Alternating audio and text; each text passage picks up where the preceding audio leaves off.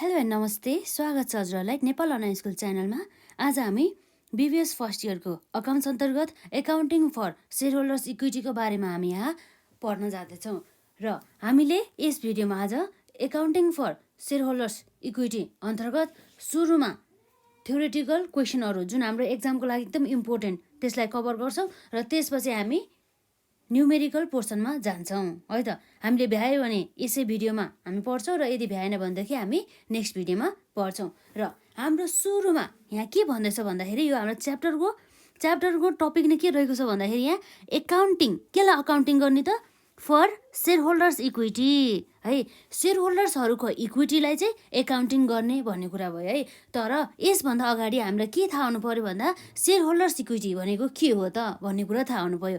र हामीले जेनरली कुनै पनि कम्पनी सञ्चालन गर्नको लागि जुन हाम्रो ओनरहरू हुन्छ नि हो उनीहरूले व्यवसायमा इन्भेस्ट गरेको अथवा व्यवसायमा कन्ट्रिब्युटेड गरेको अमाउन्टलाई हामीले के भन्छौँ, सेयर होल्डर्स फन्ड भन्छौँ है। जेनरली हामीले भन्नुपर्दा जुन हामीले धेरै टर्महरू बुझ्नुपर्ने हुन्छ। सेयर होल्डर्स इक्विटी भन्नु र सेयर होल्डर्स फन्ड भन्नु त्यो दुईटै टर्म फरक हो है। र हामीले यहाँ सेयर होल्डर्स इक्विटी भन्ने बित्तिकै के बुझ्नुपर्छ भन्दाखेरि यो एउटा यस्तो फन्ड हो जुन हाम्रो कमन इक्विटी सेयर होल्डर्सहरूले व्यवसायमा कन्ट्रिब्युटेड गरेको हुन्छ, जसले चाहिँ व्यवसायमा पनि यो सेयर होल्डर्सहरूको चाहिँ स्वामित्व रहेको अथवा इन्ट्रेस्ट रहेको छ भनेर चाहिँ बुझाउने गर्दछ। र कुनै पनि व्यवसायमा रहेको सम्पत्तिहरू हुन्छ नि हो त्यस्तो सम्पत्तिहरूमा यो कम्पनीमा रहेको सम्पत्तिहरूमा चाहिँ सेयर होल्डर्सहरूको पनि स्वामित्व अथवा इन्ट्रेस्ट छ है भनेर चाहिँ जनाउने गर्दछ यो सेयर होल्डर्स इक्विटीले है। र यसरी हाम्रो जेनरली यो सेयर होल्डर्स इक्विटीलाई दुईवटा भागमा विभाजन गर्न सकिन्छ, जसमा हाम्रो एउटा कन्ट्रिब्युटेड क्यापिटल पर्छ र अर्को भनेको रिटर्न अर्निङ्स पर्न जान्छ। र कन्ट्रिब्युटेड क्यापिटल भनेको के हो त भन्दाखेरि एउटा क्यास पैसा नै यो हाम्रो सेयर होल्डर्सहरूले चाहिँ यसरी व्यवसायमा अथवा कम्पनीमा चाहिँ कन्ट्रिब्युट गरेको अमाउन्ट, र अर्को भनेको रिटेन अर्निङ्स भयो है। र रिटेन अर्निङ्स भनेको चाहिँ यस्तो अमाउन्ट हो जुन चाहिँ व्यवसाय सञ्चालन गरेर चाहिँ आय आर्जन गरेको प्रफिट मध्ये व्यवसायमा चाहिँ रिटर्न गरेर राखेको आम्दानी भनेर चाहिँ बुझिन्छ है त। यसरी हामीले फाइनेन्सियल स्टेटमेन्ट च्याप्टर पढ्ने बेला पनि हामीले सेयर होल्डर्स फन्डहरू, सेयर होल्डर्स इक्विटीहरू, रेसियो एनालाइसिस पढ्दाखेरि पनि हामीले सबै टर्महरू हेरिसकेका छौँ है, सेयर होल्डर्स इक्विटीहरू पनि।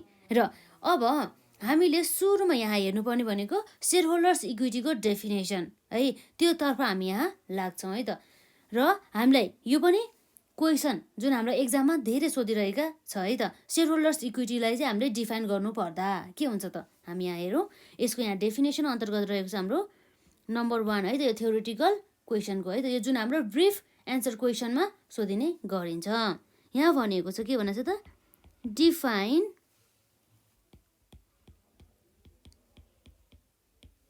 सेयर होल्डर्स इक्विटी, सेयर होल्डर्सहरूको चाहिँ इक्विटीलाई चाहिँ डिफाइन गर्नु पर्यो है त। नर्मल यो भने के हो त भन्दाखेरि कम्पनीमा कुनै पनि सेयर होल्डर्सहरूको चाहिँ स्वामित्व छ है, कम्पनीमा भएको सम्पत्तिहरू हुन्छ नि हो त्यसमा पनि यो सेयर होल्डर्सहरूको चाहिँ स्वामित्व छ है भनेर चाहिँ एउटा जनाएको हो नि त यो होइन हो, त्यसलाई नै बुझिन्छ नर्मल्ली हामीले बुझ्नु पर्दा है। यसमा रहेको छ हाम्रो share holders equity represents the shareholders ownership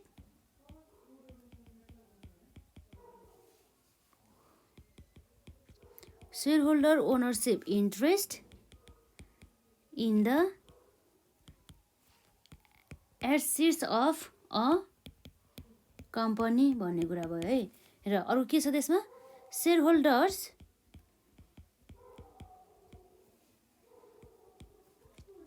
equity is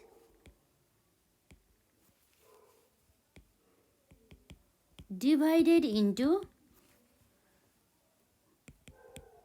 contributed capital and retained earnings. यसरी हामीले सेयर होल्डर्सहरूको इक्विटीहरूलाई दुईवटा भागमा विभाजन गर्न सकिन्छ।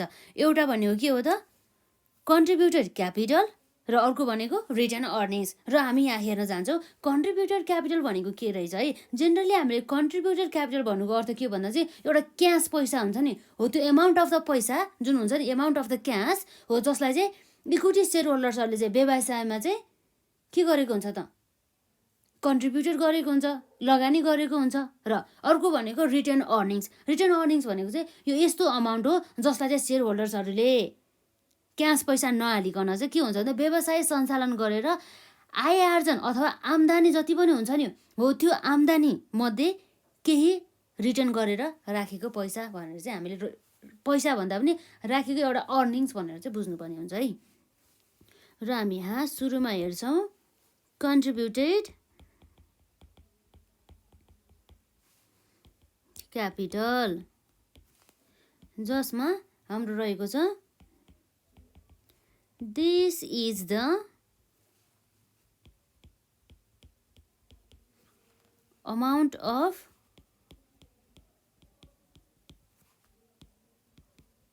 shareholders equity,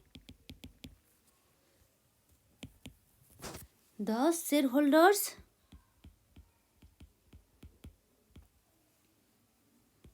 shareholders have contributed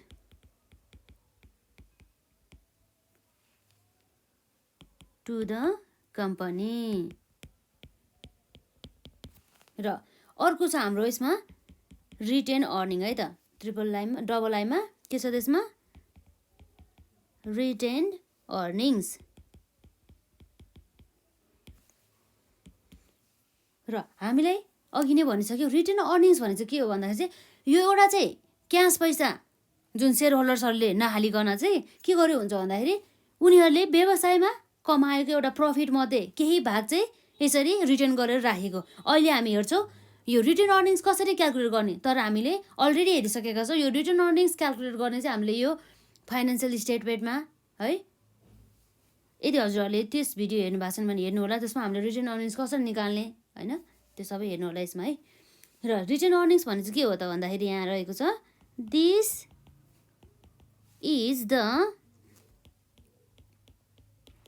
amount of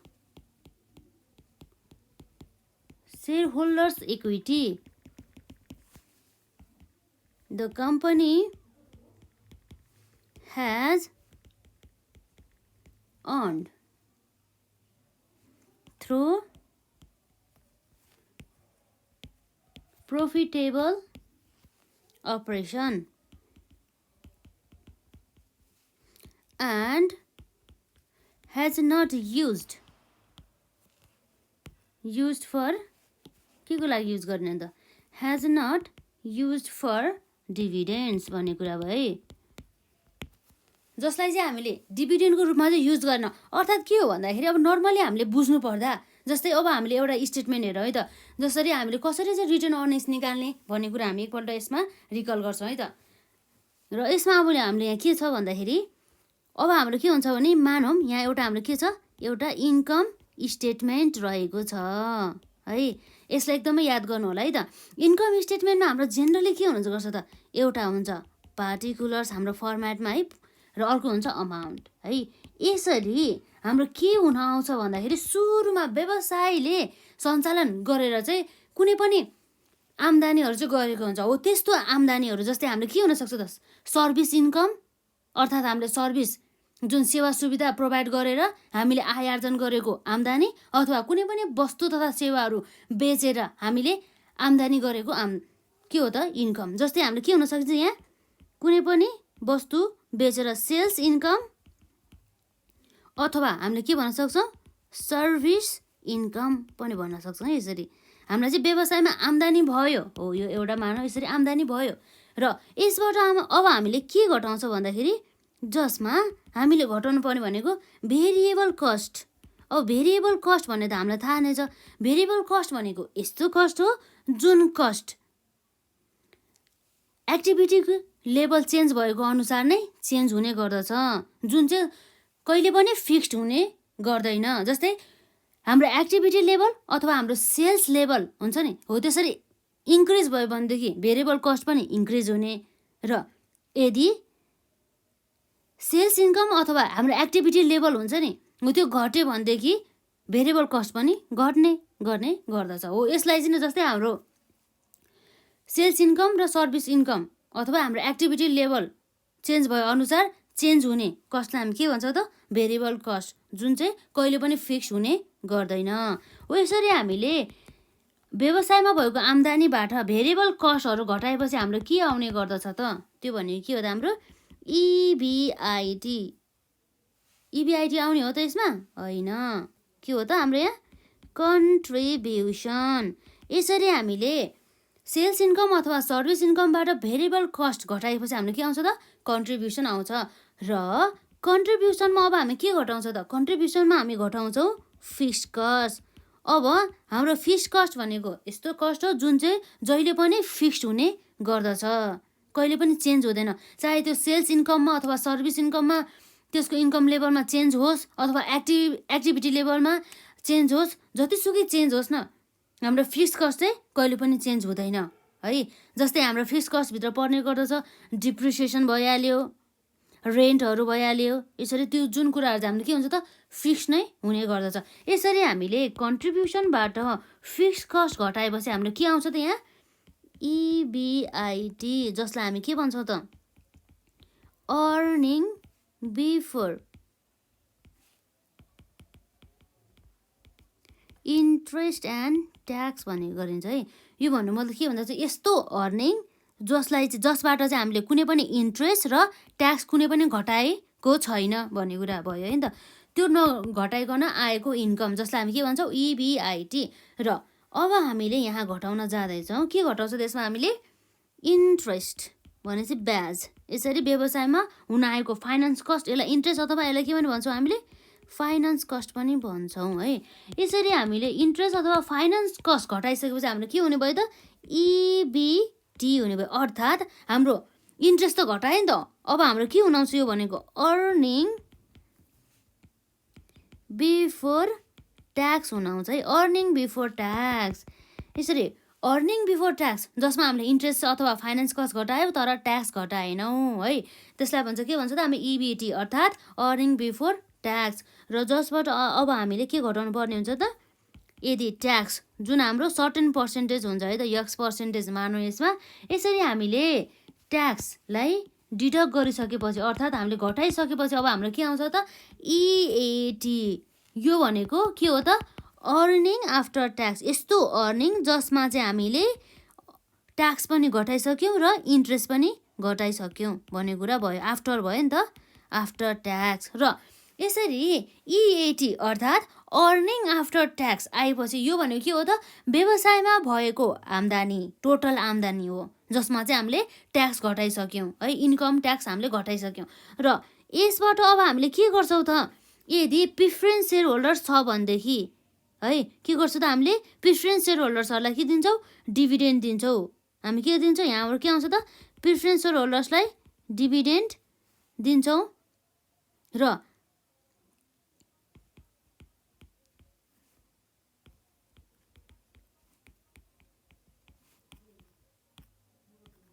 यसरी के हुन्छ त dividend to the preference share होल्डर्सहरूलाई, यदि प्रिफरेन्स सेयर होल्डर छ भनेदेखि है हामीले डिभिडेन्ड दियौँ। र यसरी हामीले प्रिफरेन्स सेयर होल्डर्सहरूलाई डिभिडेन्ड दिइसकेपछि जति पनि हाम्रो इन्कम रिमेनिङ हुन्छ नि त्यो भनेको कसलाई हो त, यो भनेको चाहिँ सबै हाम्रो earning available to equity share holders हुन्छ है। भने मतलब यसरी हामीले अर्निङ आफ्टर ट्याक्सबाट dividend to the preference share होल्डर्सहरूलाई दिइसकेपछि अब के हुन्छ त जति पनि हाम्रो अर्निङ बाँकी हुन्छ नि व्यवसायमा त्यो भनेको चाहिँ यस्तो अर्निङ हो जुन अर्निङ हाम्रो इक्विटी सेयर होल्डर्सहरूलाई चाहिँ दिन सक्ने एउटा योग्य आम्दानी भनौँ न। अब हामीले सबै लाइबिलिटीदेखि लिएर सबै हामीले खर्चहरू बियर गरिसक्यो नि त, हो बाँकी आम्दानी जाने भनेको कम्पनीको ओनरहरूलाई जाने हो भन्छ। कम्पनी ओनरहरू को हो त भन्दा इक्विटी सेयर होल्डर्स हो, यसरी जाने भयो त। अब पनि अब के हुन्छ भन्दा चाहिँ व्यवसायमा भएको जुन आम्दानी हुन्छ त्यो सबै अब इक्विटी सेयर होल्डर्सलाई दिने कि अब केही पर्सन राखेर मात्रै दिने भन्ने कुरा आउँछ कि यदि सबै पोर्सन जति पनि अर्निङ भएको छ त्यो सबै दियो भनेदेखि रिटर्न अर्निङ्स आउँदैन।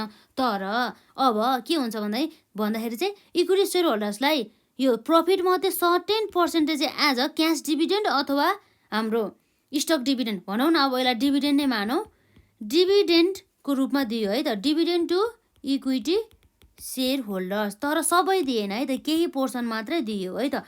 हो यसरी हामीले dividend to the equity share होल्डर्सहरूलाई दिइसकेपछि जति पनि एमाउन्ट बाँकी हुन्छ नि त्यो भनेको के हो त, हाम्रो रिटेन अर्निङ।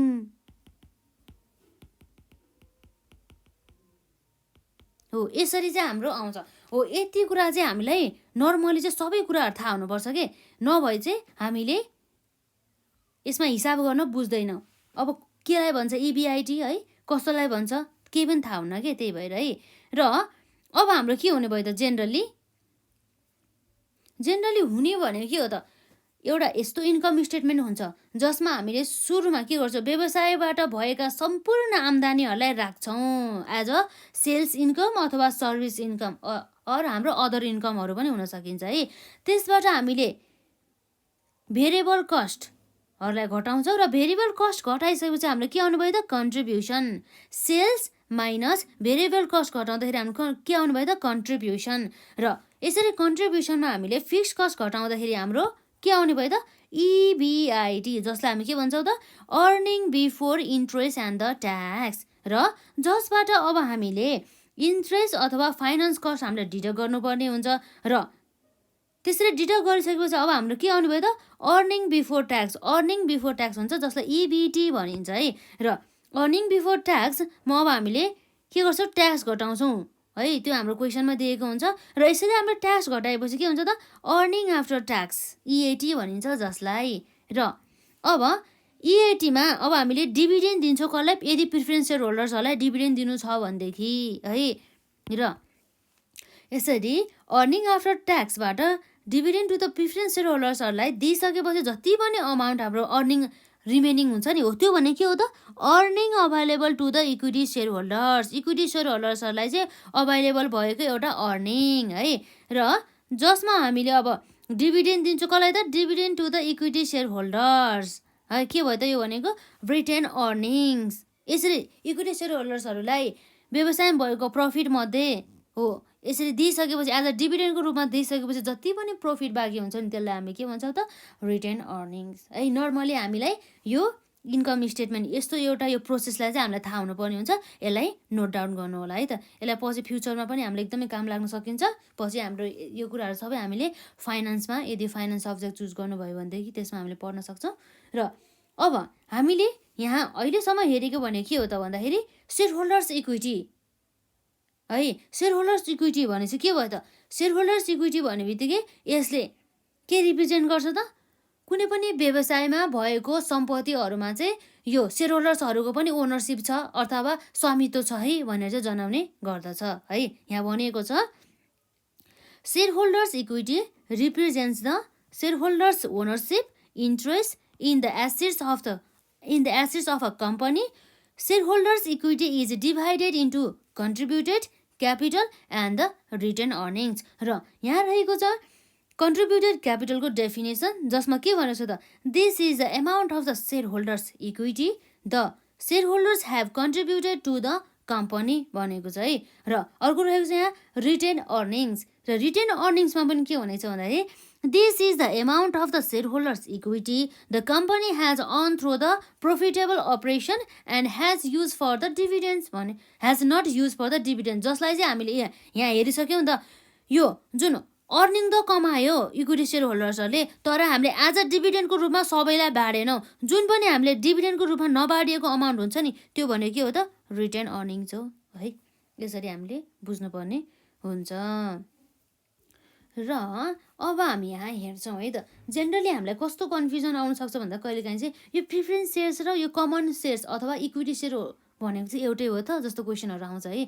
र हामीलाई पनि एक्जाममा पनि सोधिरहेको हुन्छ यो difference between the preference shares and the common shares भनेर सोधिरहेको हुन्छ त। हो त्यसरी अब हामीले यो यहाँ दुईवटा डिफ्रेन्सेसहरू है त, एकदमै इम्पोर्टेन्ट क्वेसन रहेको छ एक्जामको लागि यो पनि। र यहाँ हामी लेख्न जाँदैछौँ नम्बर 2 मा the differences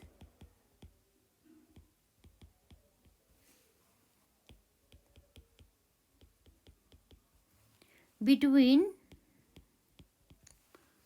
common shares and preference shares. र अब यहाँ हामीले बेसिस लेखौँ है त, जुन बेसिसमा हामीले प्रिफरेन्सेस र कमन सेयर्सलाई चाहिँ यसमा के गर्छ डिफरेन्सेसहरू हेर्छौँ है त। यहाँ रहेको छ हाम्रो प्रिफरेन्स सेयर्स र अर्को रहेको छ यहाँ कमन सेयर्स।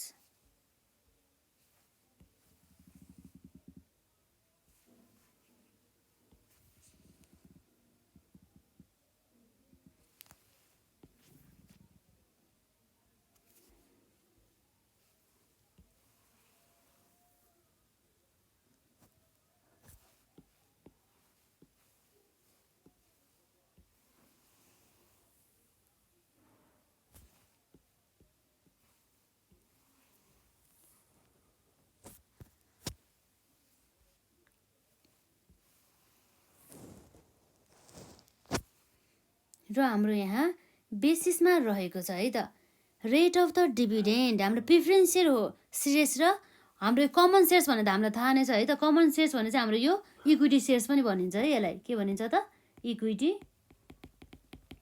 सेयर्स पनि भनिन्छ। र हाम्रो यहाँ बेसिस रहेको छ डिफरेन्सको रेट अफ द डिभिडेन्ड भनेपछि यो लाभांश भनिन्छ है, डिभिडेन्ड भन्ने चाहिँ है। यो डिभिडेन्ड दिने चाहिँ कतिको चाहिँ रेटमा चाहिँ हामीले डिभिडेन्ड दिन्छौँ त प्रिफरेन्स सेयर होल्डर्सलाई भन्ने कुरा भयो है। र हाम्रो के हुन्छ भन्दा चाहिँ प्रिफरेन्स सेयर्सको हकमा डिभिडेन्डको रेट हुन्छ नि, त्यो चाहिँ पहिला नै फिक्स गरिएको हुन्छ यति रेटमा चाहिँ, अथवा हाम्रो 10% अथवा अब के हुन सकिन्छ त 5% अरू कति पर्सेन्टमा चाहिँ अब हामी यहाँ हजुरहरूलाई दिन्छु है भन्दैछौँ है त। यसरी चाहिँ डिभिडेन्ड दिन्छु भनेर पहिला नै फिक्स डिटरमाइन रहेको हुन्छ। तर यो हाम्रो कमन सेयर्स अर्थात् हाम्रो इक्विटी सेयर्सको हकमा रेट अफ द डिभिडेन्ड चाहिँ फिक्स हुन्छ भन्ने कुरा चाहिँ हुँदैन। यदि बिजनेसमा प्रफिट छ भनेदेखि डिभिडेन्ड पायो है, यदि बिजनेसमा प्रफिटै छैन भनेदेखि डिभिडेन्ड पाएन। त्यही भएको कारणले गर्दा चाहिँ अब रेट अफ द डिभिडेन्ड चाहिँ प्रत्येक वर्ष चाहिँ के हुन्छ त फरक हुने गर्दछ भन्ने कुरा भयो है। रेट अफ द डिभिडेन्ड खासै यसमा ठुलो कुरा त छैन है, नर्मल कुरा हो। Preference share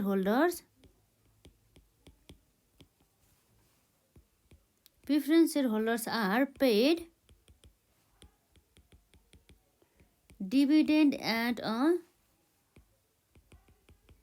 fix rate.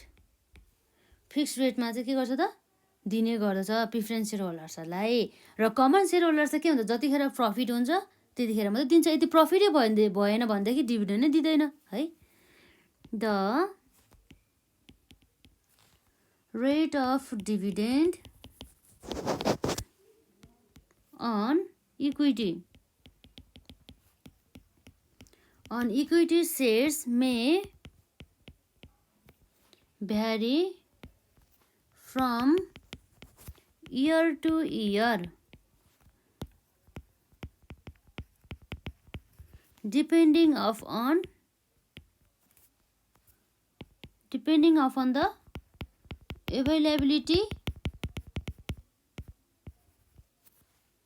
of profit। जब प्रफिट हुन्छ त्यतिखेर मात्रै आउने भयो नि त होइन, डिभिडेन्ड बाँड्ने भयो नि त है। यसरी हाम्रो एउटा डिफरेन्सेस भयो।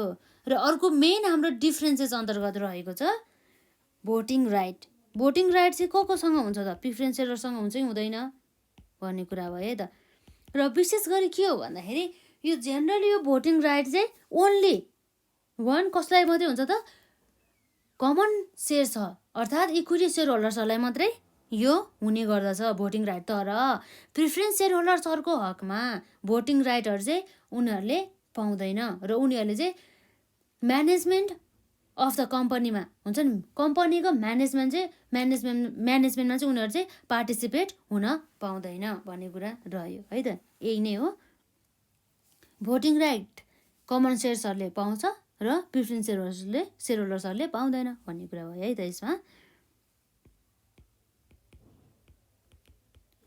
Preference shareholder do not have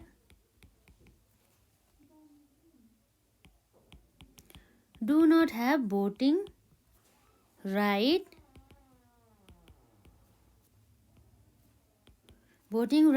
to participate in the management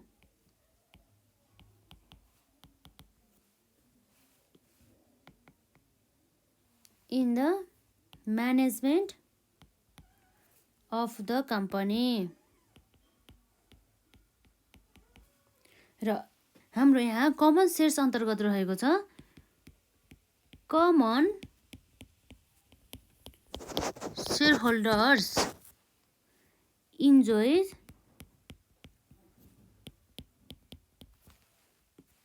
voting राइटहरू चाहिँ उनीहरूले इन्जोय गर्छ है त, उनीहरूले पाउने भयो नि त voting rights.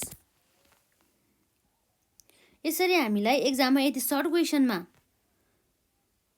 Differences between equity सेयरहोल्डर्स र अथवा कमन सेयरहोल्डर्स अथवा कमन सेयर्स र प्रिफरेन्स सेयर्स बिच भिन्नता भन्यो भनेदेखि हामीले यति लेख्दा चाहिँ हुन्छ है त। यहाँ के रहेको छ त हाम्रो रेट अफ द डिभिडेन्ड, जसमा हाम्रो प्रिफरेन्स सेयर्स अन्तर्गत रहेको छ preference shareholders are paid dividend at fix rate भन्ने कुरा भयो। तर हाम्रो यहाँ इक्विटी सेयर अर्थात् कमन सेयर यहाँ रहेको छ the rate of the dividend on the equity shares may vary from year to year depending upon the availability of the profit भन्ने कुरा भयो। र हाम्रो यहाँ रहेको छ भोटिङ राइट अन्तर्गत है त। भोटिङ राइटमा के छ त preference shareholders do not have voting right to participate in the management of the company भन्ने कुरा भयो है त। अनि यहाँ के रहेको छ त कमन सेयर्स अन्तर्गत कमन सेयरहोल्डर्स इन्जोय भोटिङ राइट। एकदमै इजी छ है, यसलाई इजिली लिने होला तर पढ्नु होला है त, एकदम सजिलो पनि छ र एक्जाममा पनि म्याक्सिमम टाइम्स सोधिसक्यो है त। र यसपछि अब हाम्रो यहाँ एउटा इम्पोर्टेन्ट क्वेसन रहेको छ। त्यो क्वेसन चाहिँ के हो भन्दा चाहिँ जस्तै हाम्रो स्टक डिभिडेन्ड र क्यास डिभिडेन्ड बिच भिन्नता भन्ने कुरा भएछ है। जस्तै हाम्रो के हुन्छ भन्दा चाहिँ जेनरली हामी पहिला क्वेसन सारौँ है त। How stock dividend is different from cash dividend भन्ने कुरा है त। कसरी चाहिँ डिफ्रेन्ट हुन्छ त हाम्रो यो क्यास डिभिडेन्ड र स्टक डिभिडेन्डमा। जस्तै जेनरली कुनै पनि कम्पनीले आफ्नो सेयरहोल्डर्सभित्र हाम्रो को पर्ने भयो त एउटा इक्विटी सेयरहोल्डर्स, अर्को भनेको हाम्रो प्रिफरेन्स सेयरहोल्डर्स हो। यी दुई सेयरहोल्डर्सहरूलाई एज अ एग्रिमेन्ट अथवा हाम्रो के हुन्छ त एज पर ल अनुसार नै क्यास डिभिडेन्ड अथवा स्टक डिभिडेन्ड चाहिँ दिने गर्दछ। र यो डिभिडेन्ड भनेको एउटा लाभांश हो जुन एज अ सेयरहोल्डर्सहरूलाई चाहिँ उनीहरूले चाहिँ गरेको इन्भेस्टमेन्टको बापत चाहिँ एज अ रिटर्नको रूपमा उनीहरूलाई दिने गर्दछ। र त्यो जुन डिभिडेन्ड हुन्छ नि, जस्तै यो डिभिडेन्ड पनि के हुन्छ त एउटा हुन सकिन्छ स्टक डिभिडेन्ड र अर्को हुन सकिन्छ यसमा रहेको छ क्यास डिभिडेन्ड। र हाम्रो यो क्यास डिभिडेन्ड भनेको सुरुमा हेरौँ है त। क्यास डिभिडेन्ड भनेको यस्तो डिभिडेन्ड हो जुन डिभिडेन्ड चाहिँ व्यवसायमा भएको प्रफिट मध्ये एज अ क्यासको रूपमा चाहिँ पेड गर्ने गरिन्छ। भनेपछि यो के गरिदिन्छ त आउट अफ प्रफिटबाट चाहिँ हामीले एज अ क्यासको रूपमा चाहिँ दिने गर्दछ, जुन चाहिँ हामीले क्यासमा नै दिने गर्दछ। र ठ्याक्कै यसको अपोजिट अर्को रहेको छ स्टक डिभिडेन्ड। स्टक डिभिडेन्ड भनेको यस्तो डिभिडेन्ड हो जसलाई चाहिँ के गर्छ त एज अ बोनस सेयरहरूको रूपमा चाहिँ जुन बोनस सेयरहरूको रूपमा चाहिँ कसलाई दिने गर्दछ त सेयरहोल्डर्सहरूलाई दिने गर्दछ एज अ के हो त बोनस सेयर्स, जसलाई चाहिँ के हुन्छ त एज अ क्यासमा चाहिँ दिने गर्दैन है त, क्यास चाहिँ दिने गर्दैन। तर के गर्छ त उनीहरूलाई सेयर्स दिने गर्दछ। सेयर पनि दिने गर्दछ एज अ के को रूपमा त, बोनसको रूपमा है। यो भयो, यसो यति नै डिफ्रेन्स हो के, विशेष गरी मेन भनेको है। के हुन्छ त हाम्रो एउटा हुन्छ मेन भनेको एउटा लाभांश जसलाई हामी डिभिडेन्ड भन्छौँ। डिभिडेन्ड दुईवटा तरिकाले दिन सकिन्छ कुनै पनि कम्पनीले। क्यास डिभिडेन्ड पनि दिन सकिन्छ अथवा स्टक डिभिडेन्डको रूपमा पनि दिन सकिन्छ। क्यास डिभिडेन्ड भनेको यस्तो डिभिडेन्ड हो जसलाई चाहिँ क्यासको रूपमा चाहिँ दिने गरिदिन्छ out of the profit of the company. कम्पनीमा भएको नाफा मध्ये एज अ क्यासको रूपमा चाहिँ हाम्रो सेयर होल्डर्सहरूलाई दिने है। र अर्को भनेको के हो त, स्टक डिभिडेन्ड। स्टक डिभिडेन्ड भनेको यस्तो डिभिडेन्ड हो जसमा चाहिँ रिटर्नको रूपमा चाहिँ सेयर्सहरू दिने गर्दछ, क्यासहरू चाहिँ दिँदैन भन्ने कुरा भयो त। सेयर्सहरू दिनेछ तर सेयर्सहरू पनि दिन्छ, तर कसरी दिन्छ त, एज अ बोनस सेयर्सको रूपमा है। यति नै हो कि हामीले नर्मली बुझ्नुपर्ने यसमा है त। र यदि हामीले एक्जाममा आयो भनेदेखि यो क्वेसनको हामीले एन्सर लेख्न सक्छौँ। हामीले बुझ्नुपर्ने कुरा त्यो हो र हाम्रो एन्सर हल्का यसमा अलिक बढी हुन्छ नि त है। यहाँ हेरौँ,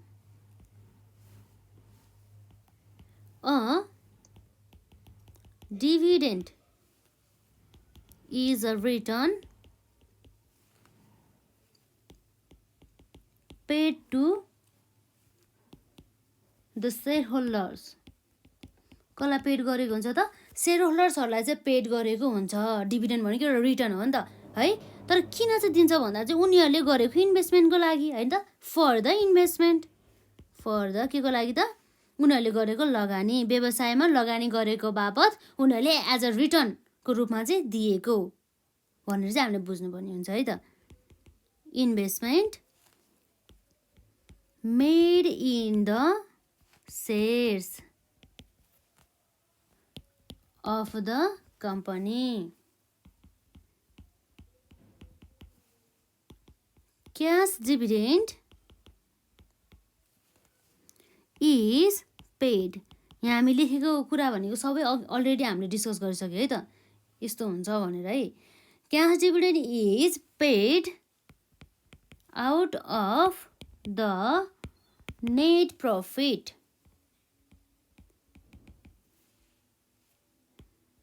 made by the company during the financial, अर्थात् हाम्रो आर्थिक वर्षमा है। फाइनेन्सियल इयर भन्नुको अर्थ के हो त, आर्थिक वर्षमा भन्नु जस्तै है। A company which has enough cash and does not have any expansion program in near future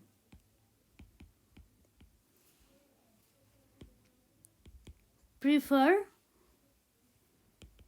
cash dividend।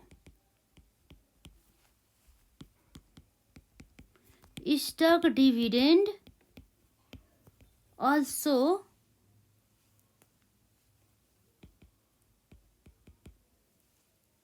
called bonus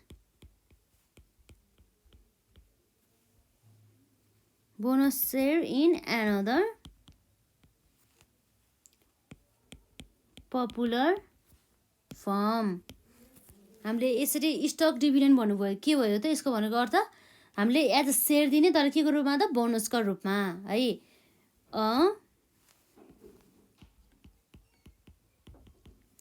stock dividend is a dividend distributed in the form of additional shares to exiting shareholders rather than a cash payout. A company with enough profit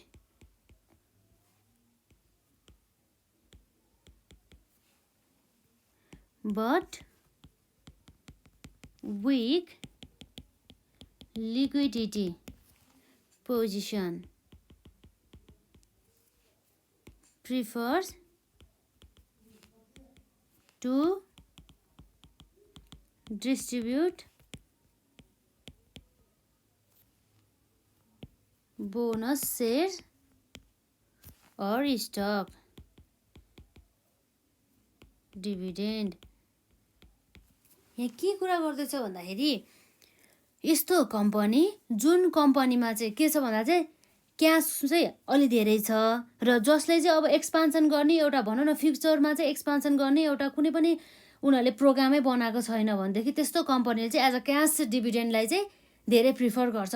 तर यस्तो company जसमा चाहिँ कस्तो भन्दा चाहिँ liquidity position अर्थात् cash चाहिँ धेरै छैन तर उनीहरूको चाहिँ प्रफिट चाहिँ इनफ छ होइन, तर के छैन त लिक्विडिटी पोजिसन चाहिँ हाम्रो के छैन त राम्रो छैन है, विक छ भनेदेखि त्यस्तो कम्पनीहरूले चाहिँ बोनस सेयर्स अथवा स्टक डिभिडेन्डहरूलाई डिस्ट्रिब्युट गर्नको लागि चाहिँ प्रिफर गर्ने गर्छ भन्ने कुरा चाहिँ हाम्रो यहाँ नयाँ कुरा रहेको छ है त। र अब एकपल्ट हामी यसलाई हेरौँ है त। हाम्रो क्वेसनमा के छ त हाम्रो how stock dividend is different from cash dividend भन्ने कुरा भयो है, जसमा हाम्रो के छ त a dividend is a return paid to the share holders for the investment made in the shares of the company है। cash dividend is paid out of the net profit made by the company during the financial year. A company which has enough cash and does not have any expansion program in near future prefer cash dividend. Stock dividend also called bonus shares in another popular form. A stock dividend is a dividend distributed in the form of additional shares to the existing shareholders rather than a cash payout. A company with enough profit but weak liquidity position prefer to distribute bonus shares or a stock dividend भन्ने कुरा भयो है। यो कुरा हामीले already भनिसक्यो र अर्को अब हामी यहाँ यस्तै इम्पोर्टेन्ट थ्योरिटिकल पोर्सनमा हामी यहाँ हेर्छौँ। जस्तै हाम्रो यहाँ रहेको छ स्टक स्प्लिट। स्टक स्प्लिट भने चाहिँ के हो भन्ने कुरा भयो है। यो हाम्रो के हो त थ्योरिटिकल पोर्सनमै रह्यो। यसमा मिनिङ अफ स्टक स्प्लिट हामी यहाँ सुरुमा यसमा लेख्छौँ है त। Stock split is an increase in the number of authorized, issued and outstanding shares of stock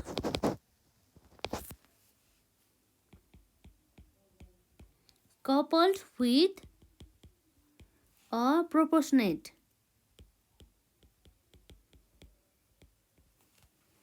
यसलाई नोट डाउन गर्नलाई एकदम इम्पोर्टेन्ट छ। यो सबै थ्योरीहरू हाम्रो एक्जामको लागि म्याक्सिमम टाइम हामीलाई सोधिरहेको छ नि त यो क्वेसनहरू।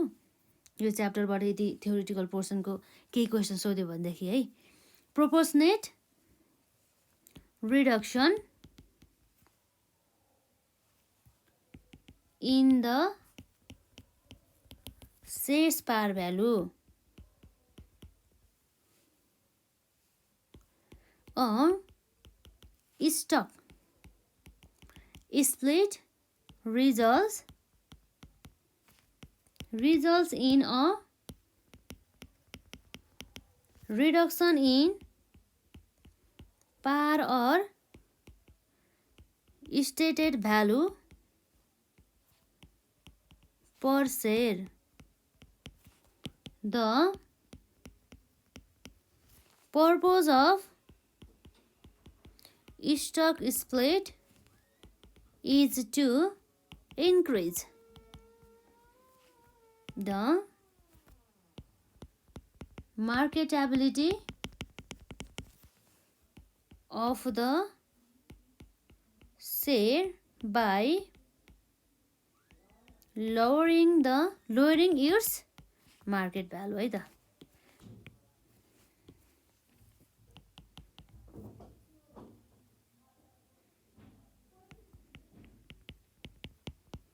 मार्केट भ्यालु पर शेयर्स अर्थात् के हो भन्दाखेरि यो स्टक स्प्लिट भनेको के हो भन्दा चाहिँ number of the authorise shares अथवा हामीले इस्युड गरेको शेयर्स जुन हाम्रो आउटस्ट्यान्डिङ शेयर्सहरूलाई चाहिँ इन्क्रिज गर्ने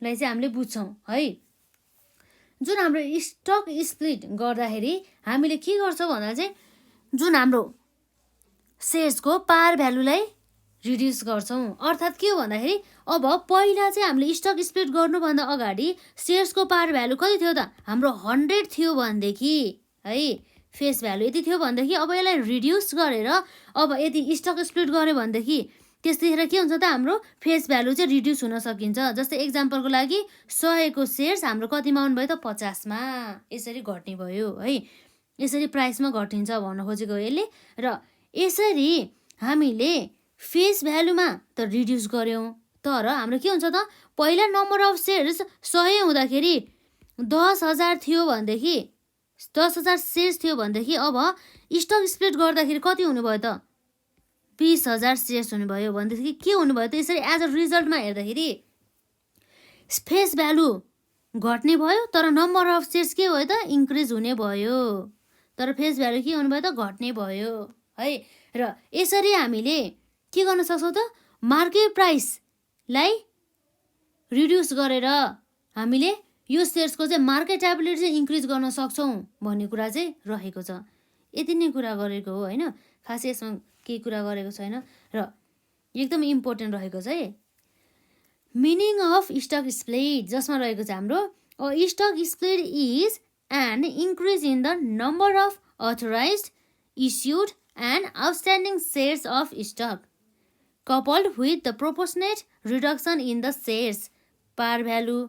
A stock split results in a reduction in a par or the stated value per shares. The purpose of the stock split is to increase the marketability of the shares by lowering its marketable value per shares भन्ने कुरा भयो है यसरी चाहिँ हामीले यहाँ important क्वेसनहरु हेर्यो है त जुन हाम्रो थ्योरेटिकल पोर्सनमा रहेको छ र अब हामीले यहाँ एउटा बुझ्नुपर्ने एउटा कन्सेप्ट के हो भन्दाखेरि जुन हामीले अलरेडी त पहिला हामीले रेसियो एनालाइसिस र फाइनान्शियल स्टेटमेन्टमा हामीले पढिसक्यौं त्यसमा के हो भन्दाखेरि नर्मली हाम्रो के हुन्छ भन्दाखेरि यो एउटा शेयर होल्डर्स के हुन्छ फन्ड्स हुन्छ है जसमा हाम्रो जेनरली के हुन्छ त शेयर होल्डर्स फन्ड्सले कभर गर्ने कुरा भनेको के हो त नम्बर 1 मा इक्विटी शेयर क्यापिटल अथवा इक्विटी शेयर होल्डर्सको फन्ड प्लस अरु के हो त प्रिफरेन्स शेयर्स र यसमा अरु के आउँछ त प्लस रिटेन अर्निङ्सहरु चाहिँ आउने गर्दछ र यो रिटेन अर्निङ्समा अब हामीले के गर्न सक्छौं त इक्विटी शेयर्स प्रिफरेन्स शेयर्स र रिटेन अर्निङ्स प्लस अब हाम्रो के हुन्छ त माइनस यो सबैमा हाम्रो के माइनस गर्नुपर्ने हुन्छ त कुनै पनि यदि लस छ भनेदेखि लस अथवा अरु हामीले के घटाउनु पर्ने हुन्छ त फिक्टिटियस एसेट्सहरु छ भनेदेखि जस्तै अब हाम्रो यसमा पर्ने भनेको के हो त मिसलिनियस एक्सपेन्सेसहरु भयो जसमा मिसलिनियस एक्सपेन्सेसहरुमा पनि घटाउनु पर्ने हुन्छ यदि छ भनेदेखि है मिसलिनियस के हुन्छ त एक्सपेन्सेस र लसहरु पनि हामीले घटाउनु पर्ने भयो र यदि हाम्रो के छ भन्दाखेरि यहाँ discount on the issue of the share छ भनेदेखि त्यसलाई पनि हामीले घटाउनु पर्ने हुन्छ discount on issue of shares अनि कुनै पनि एक्सपेन्सेसहरू एमोर्टाइजेसन गरेको हुन्छ नि त्यस्तो एक्सपेन्सेसहरू होइन धेरै कुराहरू पर्न सकिन्छ। र अब हामीलाई जेनरली सर्ट क्वेसनहरूमा हामीले सोध्न सक्ने प्रब्लमहरूको बारेमा चाहिँ हामी हेर्छौँ है त। जस्तै हामीलाई सर्ट क्वेसन भन्नुको अर्थ कस्तो हो भन्दाखेरि यहाँ यस्तो ब्रिफ एन्सर एन्ड क्वेसन जुन चाहिँ हामीलाई 2 मार्क्सको लागि चाहिँ एकदमै इम्पोर्टेन्ट रहेको हुन्छ। जस्तै हामी यहाँ 3-4वटा क्वेसनहरू सल्भ गर्छौँ, त्यसपछि हामी आजलाई यस भिडियोमा यति नै गर्छौँ र नेक्स्ट भिडियोमा हामी यो जुन हाम्रो अलि 5 मार्क्सहरूमा सोध्ने क्वेसनहरूलाई सल्भ गर्छौँ अनि पछि हामी लङ क्वेसनमा जान्छौँ है त। र जस्तै हामीले त यहाँ क्वेसन त लेखेको छैन है, क्वेसन लेख्दै हामी के गर्छौँ त क्वेसनलाई बुझ्ने प्रयास गर्छौँ है। त्यस्तो गर्दाखेरि अलि इफेक्टिभ पनि हुन सकिन्छ। र हामी यहाँ हेर्छौँ सुरुमा हाम्रो यो भनेको के हो त न्युमेरिकल प्रब्लम्स।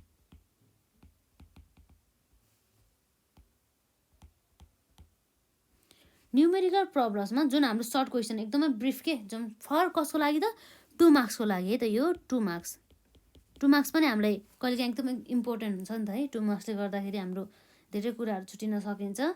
जस्तै हाम्रो यहाँ रहेको छ क्वेसन नम्बर 1ले के भन्दैछ त है त। जस्तै क्वेसन नम्बर 1 हामीले यहाँ लेख्छौँ the company reported net income during the year of rupees 90,000 भनेदेखि यो कम्पनीले के रिपोर्ट गर्दैछ भन्दा चाहिँ उसको चाहिँ यो आर्थिक वर्षमा यो वर्षभरिमा नेटमा इन्कम कति आएछ त 90,000 बराबरको इन्कम आएछ अरे। र यसले के भन्दैछ त अरू एन्ड पेड डिभिडेन्डको रूपमा पेड गरेछ है त। And paid dividend of rupees 15,000 of its common stockholders भनेपछि कमन स्टक होल्डर्स अर्थात् इक्विटी सेयर होल्डर्सहरूलाई चाहिँ यो 90,000 प्रफिट मध्ये 15,000 प्रफिट चाहिँ आज डिभिडेन्डको रूपमा चाहिँ के गर्दा डिस्ट्रिब्युट गर्यो अरे भन्ने कुरा चाहिँ यहाँ गर्दैछ। र यसै गरी यहाँ रहेको छ अर्को एन्ड रुपिज 10,000 टु इट्स कसलाई त भन्दा 2 इट्स प्रिफर्ड स्टक होल्डर्सहरूलाई दिएछ अरे। अर्थात् हाम्रो प्रिफरेन्स सेयर होल्डर्सहरूले चाहिँ 10,000 एज अ डिभिडेन्डको रूपमा डिस्ट्रिब्युट गर्यो। र यहाँ अर्को रहेको छ हाम्रो क्वेसनमा during the year 20,000 shares of common stock भने चाहिँ हाम्रो equity share holders equity share capital अथवा कमन स्टक हाम्रो कति छ त outstanding as a number of सेयर्सको रूपमा 20,000 बराबरको सेयर्स रहेछ है। वेयर आउटस्ट्यान्डिङ ड्युरिङ आउटस्ट्यान्डिङ है त कति छ त आउटस्ट्यान्डिङ त्यति भइहाल्यो। एन्ड अर्को हाम्रो preference share holder shares capital अथवा प्रिफर स्टक कति छ त 10,000 सेयर्स रहेको रहेछ है। यसरी नर्मल क्वेसन रहेको चाहिँ सेयर्स अफ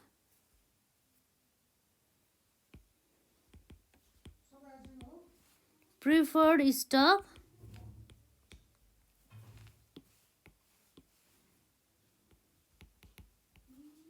वेयर आउटस्ट्यान्डिङ भन्ने कुरा भयो। र अब हामीलाई क्वेसनले के रिक्वायर गर्छ त रिक्वायर्ड अर्निङ पर सेयर्स अर्थात् हामीले यसलाई के भन्छ त इपिएस पनि भन्छ है त अर्निङ पर सेयर्स जसलाई हामी सर्टकटमा इपिएस पनि भन्छौँ। र हामी यहाँ सल्युसन गर्न जाँदैछौँ। हामीलाई थाहा नै छ है त अर्निङ पर सेयर्समा हामीले मेन निकाल्नु पर्ने भने के हो त यहाँ हाम्रो फर्मुला रहेको छ अर्निङ पर सेयर्स जस्तै हाम्रो एउटा नेट इन्कम हुन्छ, यो नेट इन्कम हाम्रो के हुन्छ त जेनरली आफ्टर ट्याक्स नै हुने गर्दछ, जसमा अब हामीले के गर्नुपर्ने हुन्छ त लेस हामीले जुन earning available to the equity share होल्डर्सलाई निकाल्नु पर्ने हुन्छ। अघि हामीले अलरेडी हेरिसक्यो, earning available to the equity share होल्डर्सहरूलाई निकाल्नको लागि नेट इन्कमबाट प्रिफरेन्स सेयर होल्डर्सहरूलाई दिएको डिभिडेन्ड घटाउनुपर्छ, त्यसपछि मात्र हाम्रो के आउँछ त earning available to the equity share holders आउँछ है त। त्यस कारणले गर्दा हामीले यो directly earning available to the equity share holders भनेर लेख्दा नि हुन्छ, नभए हामीले net income minus preferred dividend यसरी लेख्नुपर्ने हुन्छ है त। र यो भनेको नि हाम्रो के हो त, यसरी हाम्रो net income minus preferred dividend जुन हामीले प्रिफरेन्स सेयर होल्डर दिएको थियो भनेको के हो त earning available to equity share holders भनेर बुझ्नुपर्ने हुन्छ है। जुन कुरा हामीले अघि इन्कम स्टेटमेन्ट बनाउँदाखेरि हेरिसक्यो है, त्यसलाई नोट डाउन गर्नु होला। आज हामीले नोटको रूपमा एकदमै इम्पोर्टेन्ट रहेको छ है त यसमा। र हामीले अर्निङ पर सेयर निकाल्दाखेरि त यो हामीले कसको अर्निङ निकाल्दै हो त भन्दा इक्विटी सेयर होल्डर्सको अर्निङ निकाल्दै हो। त्यस कारणले गर्दा हामीले ओन्ली कमन स्टक अर्थात् इक्विटी सेयर होल्डर्सहरूको आउटस्ट्यान्डिङ सेयर्सले मात्रै डिभाइड गर्छौँ, हामीले यसलाई प्रिफर्ड स्टकहरूको सेयर्समा इन्क्लुड गर्दैनौँ। किन भन्दाखेरि यो हामीले इक्विटी सेयर होल्डर्स अर्थात् कमन सेयर होल्डर्सहरूको चाहिँ अर्निङ निकाल्दै हो त, त्यही भएको कारणले गर्दा है त। यसमा रहेको छ हाम्रो number of common stock shares भन्ने कुरा भयो त, जुन हाम्रो आउटस्ट्यान्डिङ रहेको छ। नेट इन्कम हामीलाई कति दिएको छ त क्वेसनले, नेट इन्कम हामीलाई दिएको भनेको 90,000 बराबरको दिएको छ 90,000 र माइनस प्रिफर्ड स्टक। हाम्रो प्रिफर्ड स्टक भन्दा पनि प्रिफरेन्स डिभिडेन्डहरूलाई चाहिँ दिएको एउटा डिभिडेन्ड, यो paid dividend of ₹15,000 of its common stockholders भन्छ। इक्विटी सेयर होल्डर्स चाहिँ हामीले दिएको डिभिडेन्डलाई हामीले यतिसम्म कन्सिडर गर्नु परेन, हामीले यसलाई काट्छौँ अहिले चाहिँ होइन। र अब हामीले जस्ट हामीले के चाहिन्छ त जुन हाम्रो प्रिफर्ड स्टक होल्डर्सहरूलाई दिएको डिभिडेन्ड मात्रै कन्सिडर गर्नुपर्छ। कति छ त 10,000 बराबरको divide by number of the common stock shares. Common stock shares कति छ त आउटस्ट्यान्डिङ भन्दा 20,000 बराबरको। हामीले यो प्रिफर्ड स्टकहरूको चाहिँ आउटस्ट्यान्डिङ सेयर्सहरू चाहिँ चाहिएन भन्थ्यो कि 20,000 बराबरको रहेछ है। यसरी हाम्रो कति आउने भयो त 90,000 माइनस 10,000 गर्दाखेरि हाम्रो आउने भयो ₹80,000 डिभाइड बाई 20,000 भनेपछि 4 0 4 0 हाम्रो के भयो कट्यो 2 4 जा 8 भनेपछि हाम्रो के आयो त 4 मात्रै आयो है। यसरी ₹4 भनेको हाम्रो के रहेछ त अर्निङ पर सेयर्स रहेछ भनेपछि एउटा सेयर्स बराबर चाहिँ हाम्रो कति रहेछ त ₹4 चाहिँ अर्निङ्स रहेछ। देयरफोर हाम्रो के भयो त्यसमा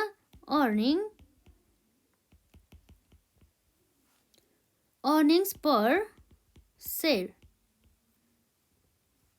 बराबर कति भयो त ₹4। यो भयो हाम्रो एन्सर है।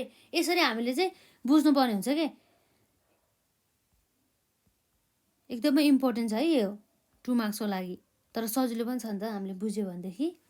र यसपछि अब हामी एउटा अर्को नेक्स्ट सर्ट क्वेसनमा जान्छौँ। जस्तै हाम्रो यहाँ रहेको छ क्वेसन नम्बर 2। जस्तै कुनै पनि एउटा कम्पनीको यहाँ इन्फर्मेसन दिएको छ जसमा चाहिँ के छ त हाम्रो यहाँ टोटल स्टक होल्डर इक्विटी कति छ त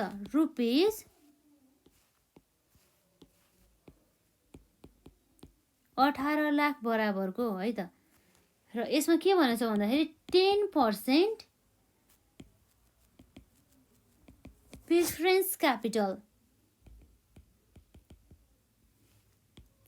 ₹4 लाख र यसको के छ त preference dividend is arrears for 2 years।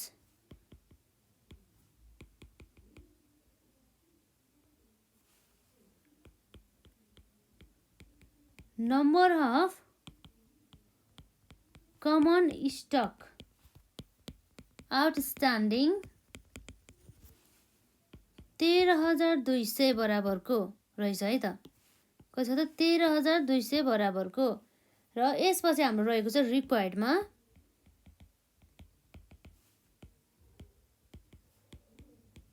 Book value per share of common stock. हामीले कमन स्टकको चाहिँ बुक भ्यालु पर सेयर कति रहेछ भनेर हामीलाई सोध्दैछ। र अब एउटा कुरा के हो भन्दाखेरि यहाँ हाम्रो जुन टोटल स्टक होल्डर्स इक्विटी जुन हाम्रो 18 लाख दिएको छ नि हो, यो भनेको त के रहेछ त भन्दाखेरि यसको अर्थ के भन्दा चाहिँ इक्विटी, यो जुन यहाँ चाहिँ इक्विटी त भनेको छ, तर जुन हाम्रो स्टक होल्डर्स भने चाहिँ यसले दुईटै कुरालाई कभर गर्ने भयो। एउटा प्रिफर्ड स्टकलाई पनि र अर्को भनेको इक्विटी सेयर क्यापिटललाई पनि इन्क्लुड गर्ने भयो। भनेपछि यो टर्म के रहेछ त हाम्रो स्टक होल्डर्स इक्विटी भनेपछि यो टर्म जुन स्टक होल्डर्सहरूले कभर गर्ने टर्म भने के रहेछ त दुईवटै टर्महरू इन्क्लुड गर्ने रहेछ। त्यसमा हाम्रो के पर्यो त एउटा प्रिफरेन्स सेयर्स एउटा इक्विटी सेयर्स भन्छ। यो 18 लाखमा हाम्रो प्रिफर स्टक पनि पर्यो र अर्को पनि के पनि पर्यो त इक्विटी सेयर पनि पर्यो हो। भनेपछि अब हामीले यो टोटल स्टक होल्डर्स इक्विटीबाट प्रिफर स्टकको हामीले भ्यालु घटाइसकेपछि अब हामीलाई के आउन सकिन्छ त त्यो रिमेनिङ पोर्सन भनेको हाम्रो स्टक होल्डर्स अर्थात् कसको त इक्विटी सेयर होल्डर्सहरूको चाहिँ फन्ड निक्लिन सकिन्छ। र त्यसलाई हामीले divide by number of the common stock outstanding गर्यो भने के आउने भयो त book value per shares of the common stock आउने भयो। अर्थात् जस्तै हामीले कस्तो मान्नुपर्छ भन्दा चाहिँ हाम्रो के छ त टोटल क्यापिटल छ अरे, र टोटल क्यापिटल अथवा सेयर क्यापिटल भनौँ न होइन, टोटल सेयर क्यापिटलमा हाम्रो के पर्न सक्छ त एउटा इक्विटी पर्न सक्छ र अर्को के पर्न सक्छ त अर्को पर्ने भनेको प्रिफरेन्स। र अब हामीलाई यहाँ क्वेसन अनुसार जेनरली हेर्दाखेरि चाहिँ है यो सबै टोटल प्रिफरेन्स टोटल सेयर क्यापिटलभित्र हाम्रो कति छ त 18 लाख रहेको छ। यहाँ हामीले डाइरेक्टली यहाँ के गर्छौँ त 18 लाख लेख्छौँ र इक्विटी क्यापिटल हामीलाई थाहा छैन त्यही नै निकाल्छौँ र प्लस हाम्रो प्रिफरेन्स कति छ त हामीलाई प्रिफरेन्स त हामीलाई यहाँ क्वेसनले दिँदैछ नि त 4 लाख बराबरको चाहिँ रहेछ है भनेर है। र यसरी हामीले देयरफोर हाम्रो इक्विटी सेयर क्यापिटल कति हुन्छ त 18 माइनस 4 लाख गर्दाखेरि कति हुनुभयो त 14 लाख बराबरको है नि त। यसरी हाम्रो के भयो त भ्यालु आउने रहेछ इक्विटी सेयर क्यापिटलको। र यो इक्विटी सेयर क्यापिटलको यो भ्यालु भनेको त हाम्रो बुक भ्यालु नै हो नि त होइन। अब हामीले सोध्दैछ त क्वेसनले त बुक भ्यालु पर सेयर एउटा सेयर बराबर चाहिँ कति बुक भ्यालु भनेर सोध्दैछ। अब हामीले एउटा सेयर बराबर बुक भ्यालु निकाल्नको लागि त यो जुन हाम्रो टोटल बुक भ्यालुलाई number of the common stock आउटस्ट्यान्डिङले डिभाइड गर्यो भने आउँदैन त आइहाल्छ नि है। त्यसै कारणले गर्दाखेरि यो भनेको चाहिँ एउटा हामीले यो रफली मात्रै गरेको हो है। जस्तै अब हामीले मेन गरेर गर्ने सल्युसन भनेको चाहिँ के हो त बुक भ्यालु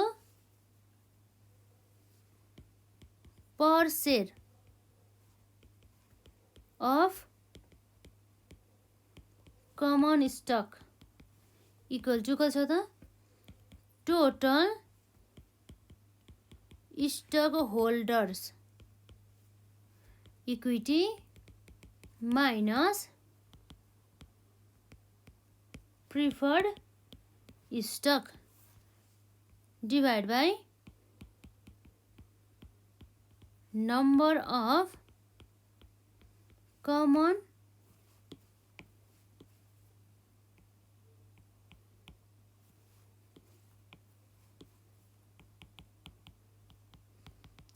आउटस्ट्यान्डिङ है त outstanding shares common stock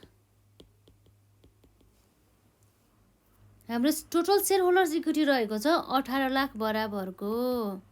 18 lakh minus preferred स्टकमा हाम्रो रहेको छ 4 लाख डिभाइड बाई हाम्रो कति आउनु भयो त हाम्रो नम्बर अफ सेयर्स स्टक हाम्रो कमन स्टक चाहिँ कति छ त आउटस्ट्यान्डिङ 13,200 बराबरको।